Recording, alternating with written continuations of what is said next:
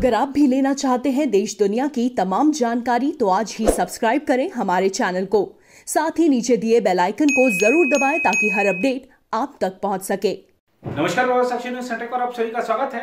कश्मीरी पंडित संघर्ष समिति के सदस्य एक बार फिर से भूख हड़ताल पर बैठ गए हैं। 3 महीने में यह संस्था की दूसरी भूख हड़ताल है। इस बार कह रहे हैं कि ये आमरण अनशन है और उनकी मांग है कि कश्मीरी पंडितों के लिए जिन सरकारी योजनाओं का वादा किया गया था वो लागू की जाएं, क्योंकि अब तक सिर्फ खोखले वादे किए जाते रहे हैं। इन सब का कहना है कि बहुत सारे कश्मीरी पंडित परिवार ऐसे हैं जिनके पास भोजन और चिकित्सा सुविधा जैसी जो बुनियादी जरूरतें हैं वो उनकी पूरी नहीं हो पा रही हैं। इसलिए केंद्र शासित प्रशासन को जल्द से जल्द इन समस्याओं की ओर ध्यान देना चाहिए, इन समस्याओं का हल करना चाहिए। प्रभात साक्षी संवाददाता ने संघर्ष समिति के पदाधिकारियों से बातचीत की। आइए आपको दिखाते हैं इन लोगों ने अपनी किन किन समस्याओं का उल्लेख किया है।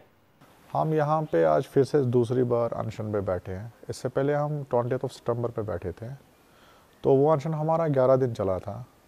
तो 30 सितंबर ऑनरेबल डीसी साहब हमें आए थे, तो उन्होंने हमें एश्योरेंस लेटर दिया था behalf of the JK UT government कि आपका जो भी ये डिमांड्स हैं वो आपके फुलफिल किए जाएंगे। उसके बाद 5 अक्टूबर हम एडवाइज़र जो LG साहब के बशीर खान साहब से उससे हम मिले थे। आधा घंटा हमने उससे मीटिंग की, तो उन्होंने हमें एश्योर किया था कि आप हमें 5 दिन का टाइम दे दीजिए, जो भी इसके रीजनल डिपार्टमेंट्स हैं उससे हम बात करके आपकी फ़ाइनल मीटिंग करवा देंगे। लेकिन अनफॉर्चुनेटली 50 डेज़ हो गए, लेकिन अभी तक कुछ नहीं हुआ। उसके बाद हम कंसर्न DC साहब से मिले, हम उनका बहुत शुक्रगुजार करते कि उन्होंने हमें बहुत हेल्प किया, लेकिन अनफॉर्चुनेटली हाई अथॉरिटी से कुछ नहीं हुआ। तो फिर हम मजबूर होकर परसों से संडे से हम फिर यहाँ पर बैठे। हमारे वही जो हमारा हक है, हमारे 2017 में हमारा हाई कोर्ट का जजमेंट है कि हमारे जॉब्स जो यहाँ पे माइग्रेंट्स यूथ नहीं हुए हैं, 500 जॉब्स थे हमारे, वो है।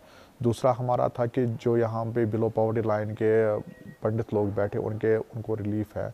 और तीसरा कि जो हमारे कंस्ट्रक्शन ऑफ टेम्पल्स था वो हमारे कुछ डिमांड्स थे जो ऑलरेडी हाई कोर्ट ने भी रिकमेंड किया हुआ है कि हमें जैसे हमारा जॉब का पैकेज है कि वो ऑलरेडी हाई कोर्ट और MH के ऑर्डर्स भी है। लेकिन अनफॉर्चुनेटली यहाँ की गवर्नमेंट को नहीं पता नहीं कि क्यों वो क्या नहीं करे, वो उनको बेटर लगता है कि उसी के अगेंस्ट हम आज फिर से यहाँ पे बैठे हैं।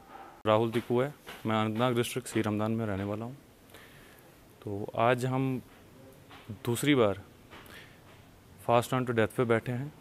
वजह ये है कि जो यहाँ की एडमिनिस्ट्रेशन है J&K की, वो हमारी मांगें पूरी नहीं कर रही है और पहले भी एश्योरेंस दे के, रिटन एश्योरेंस दे के उन्होंने उस एश्योरेंस पे कोई काम नहीं किया।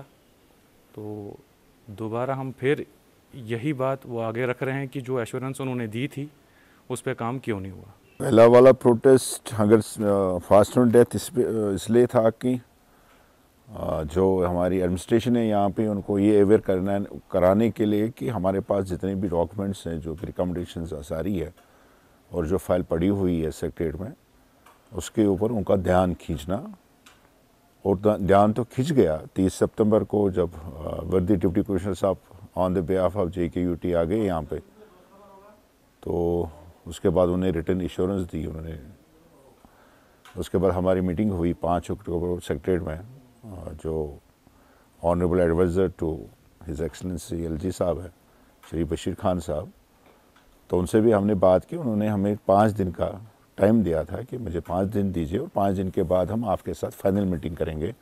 जो भी आपकी डिमांड्स जो आपने रखी हुई है हमारे सामने, उनके head of the department concern departments के साथ मिलके तो आपके साथ फाइनल डिपार्टमेंट। लेकिन आज तक तो 55 दिन हो गए, लेकिन वो फाइनल मीटिंग नहीं हुई। तो इसलिए हम मजबूर हुए फिर से एडमिनिस्ट्रेशन को ये याद दिलाने के लिए कि आपने जो रिटन एश्योरेंस हमें दे दी थी वो आपने फुलफ़िल नहीं की। और यहाँ पे हमारे जो बच्चे हैं वो फ्रस्ट्रेटेड हो रहे हैं।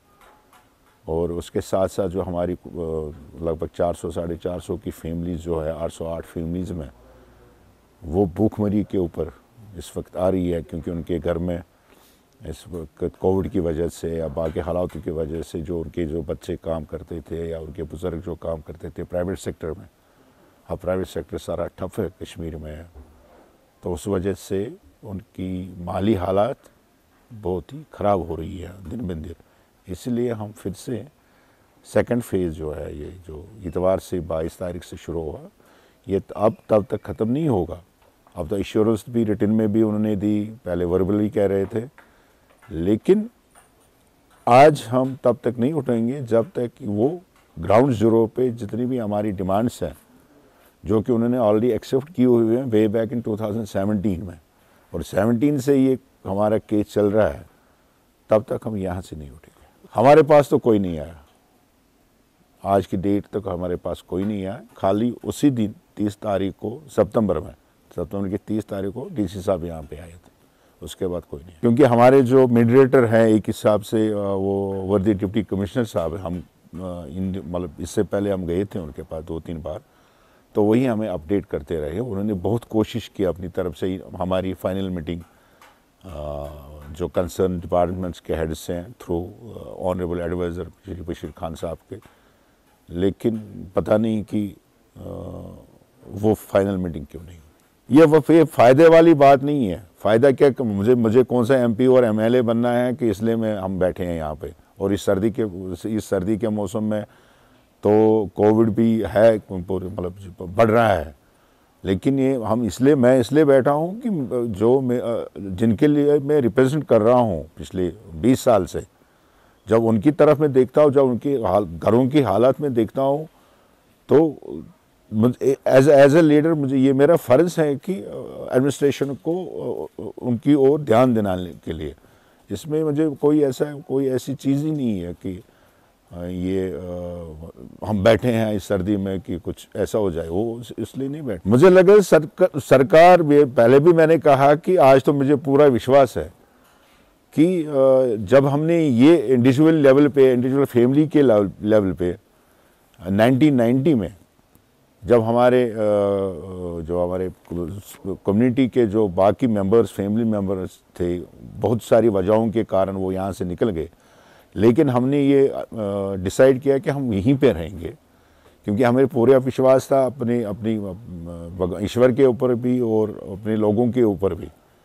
तो मुझे लग रहा है कि आज ये हमें उसकी सज़ा मिल रही है, और कोई वजह नहीं हो सकती। उसी की सज़ा मिल रही है कि ये 808 फैमिलीज़ उस समय क्यों नहीं निकली।